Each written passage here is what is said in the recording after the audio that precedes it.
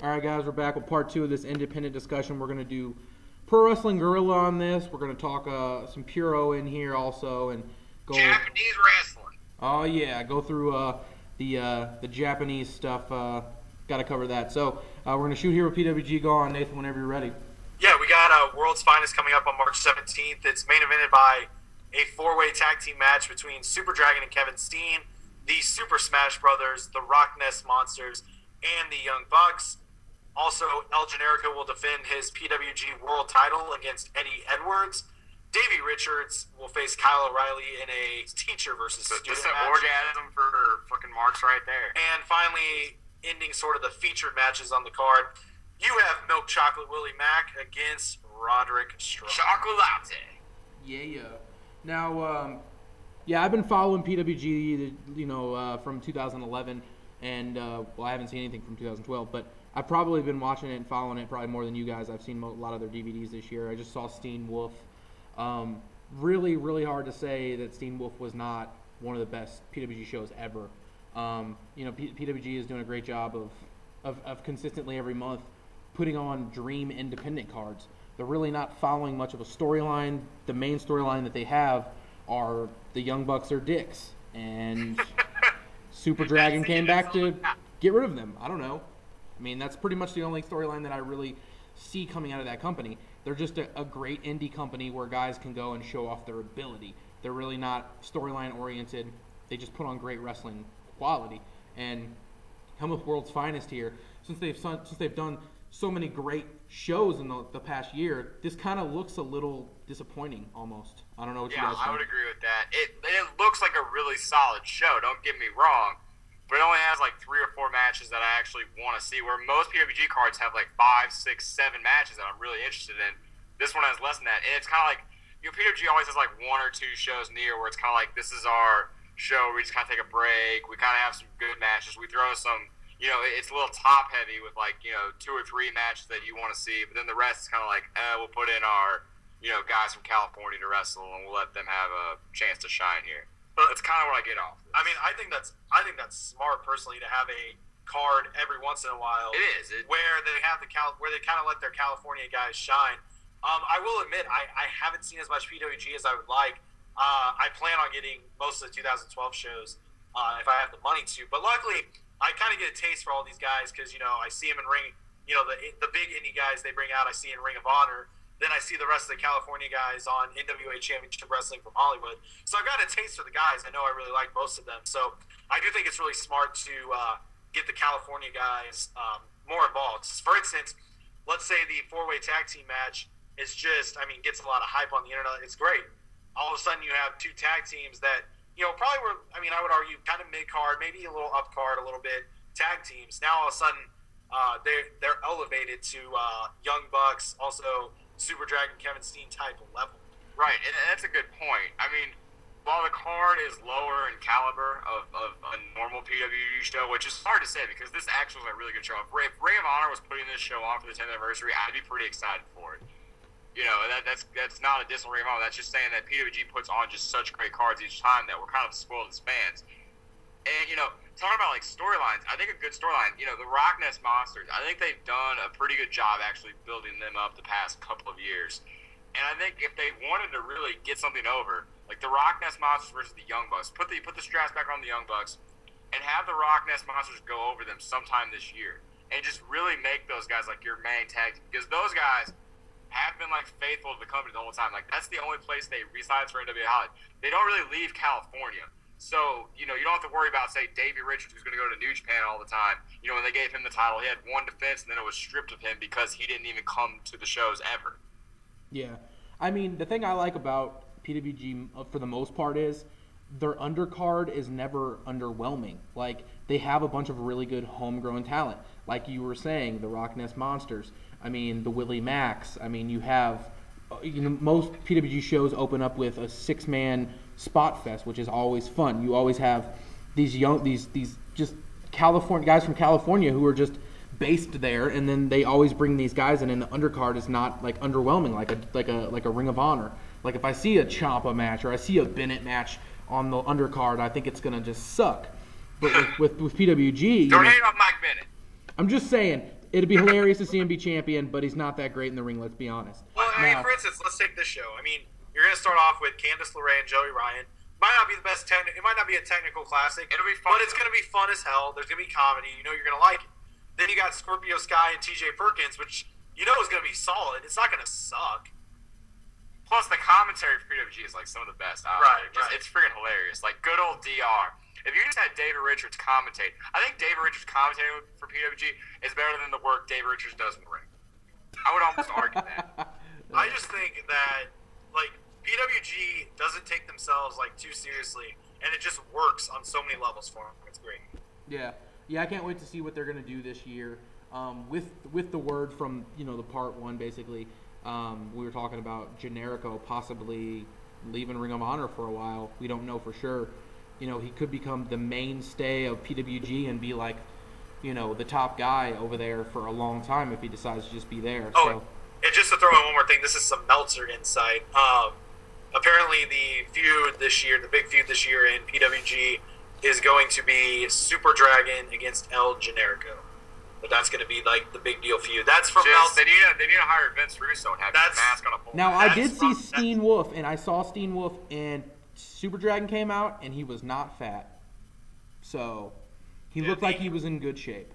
So, you got to see Fear, man. Then you'll know if he was in good shape or not. I heard that match, the Steen and Dragon versus the Young Bucks was really fucking good. So, I'd be excited to see that. Yeah. I heard he's in a lot better shape than he has been in.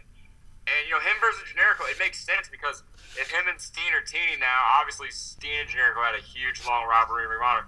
Just carry it over with a different guy over here. That makes sense. Yeah, I'd be okay with that. I was a Super Dragon fan for a long time, and then towards the end of his career, before he came back, he just was really out of shape and wasn't producing in the ring like he used to.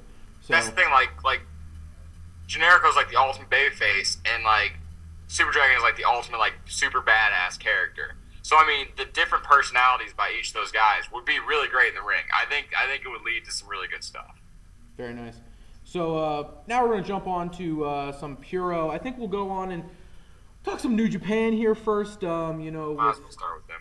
Yeah, do what? So we might as well start with them. Yeah, New Japan, the show, they just had the New Beginning show. Now, from what I remember hearing, Antonio Inoki is not running the company anymore. No, it was sold. He sold it, so... Bushi Road owns New Japan now. Gotcha. So, in our new show, The New Beginning, we have a new IWGP Heavyweight Champion. Do you guys think it was time for Tanahashi to lose it to that guy, or... No, because I think... he wasn't built up enough. And I was talking to Nathan when I was watching the match. Because when I was watching the match, at least in the first 10 minutes, I thought, none of his stuff was really good. Like, it was a whole bunch of strikes and elbows. And I thought it was offense really basic. It did pick up at the end, and I did like the finish for okay to winning. But I think that he came back in. His first match back was at Wrestle Kingdom, right? And he beat a guy in 5 minutes, but remember, we were both watching the match. We were thinking he didn't really get any offense in until like the last minute of the match, and he hit like 2 big moves in one. And so to have him get right in there against Tanahashi, and where Tanahashi's obviously looked like he's taking the match lightly, and then he loses, and none of the crowd thought he was going to actually win the match, which I wouldn't think he's going to win either. I'm just saying, like, he wasn't built up at all. Like, I would have put him in a match against, I would have given him the Nakamura match and given Naito the title match against Tanahashi, had Naito lose to Tanahashi, had Okada beat Nakamura, and then had them have the match at the next pay-per-view. It would have been more realistic for me. So maybe I'm guessing the Japanese, I guess New Japan, they were maybe trying to do a surprise, kind of like Austin Aries beating Samoa Joe type thing, like nobody thought it was coming. Yeah, really? I think that was the intention, and I think to me it worked. I like when people do that because I think it adds a sense of realism to pro wrestling a little bit. Like, I like the Sheamus beats John Cena in a table match. I like those kind of things. I like the match. I like the story. Okada needs a little bit of work on his character.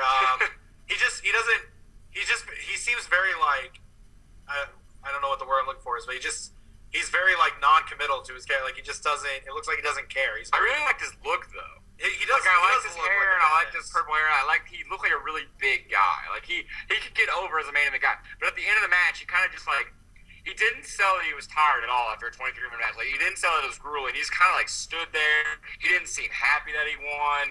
Like, he was kind of a dick, but not really. I felt like I was watching the end of a UFC fight because everyone was coming in there high-fiving him, obviously, because, I mean, as Nathan pointed out, he's in a faction. So, I mean, yeah, I get that, but it just kind of was, like, a little bit surreal. Like it didn't seem like the end of a wrestling match to me.